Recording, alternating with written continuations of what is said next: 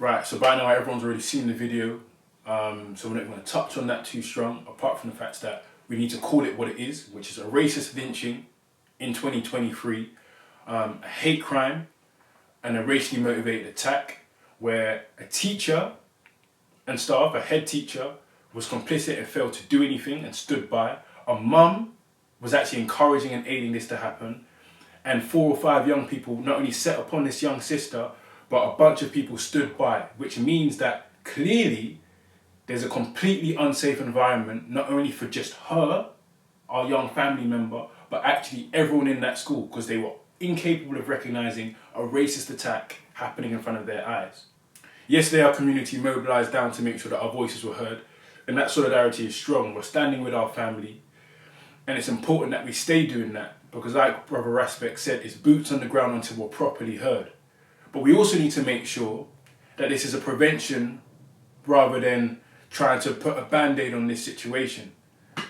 And if we're going to have that prevention, not only were we right yesterday to be talking about making sure that there's transparency about the investigation, the young people involved are suspended so that we make sure that this environment is something about the safety of that environment is dealt with,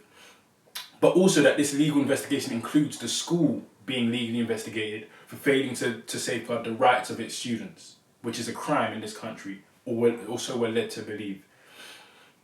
And if we want to make sure that we're securing that prevention, we need a complete educational revolution,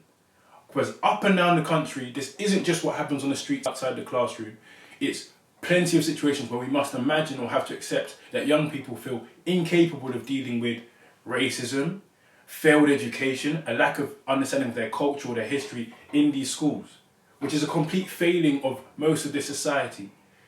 And that doesn't just go for like children who are racialized as black in this country, that's also for all of these young people who are being taught a lie about how this world even works. The local government, that school, or the local council,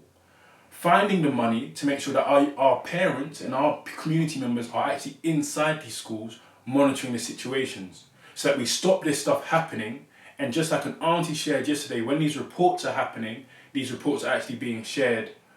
These reports are reaching ears that actually care about the safety and security of our children.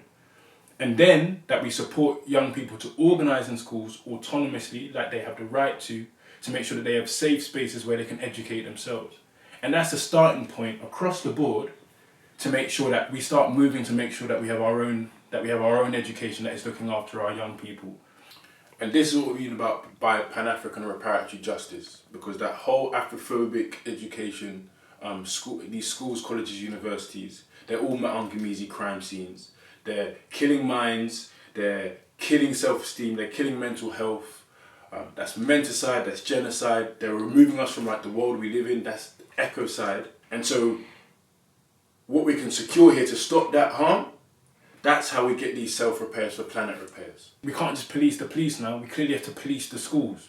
And if we're going to police the schools and treat them like the crime scenes then they are, that we have to start by making sure that we secure a real presence of our communities inside these schools, and we teach young people how to monitor and inspect the situation, inspect their surroundings, and know when their rights are being violated, know when the teaching is ineffective. And that is an educational revolution that we've been talking about when we launched PRALER, or the Planet Repairs Action Learning Education Revolution, which is about making sure education returns to community service in the fastest possible time. And from that training, we can also take examples and make sure that these young people are learning from what students and young people are doing in other parts of the world, where you learn how to defend your rights inside schools. And you defend your rights wherever you go, and that's become part of the training and education that not only our community offers, but communities around the world can be part of sharing that knowledge and how we do that. Make sure that we keep showing up at the school until we make an example and make sure that we actually secure real wins in this situation.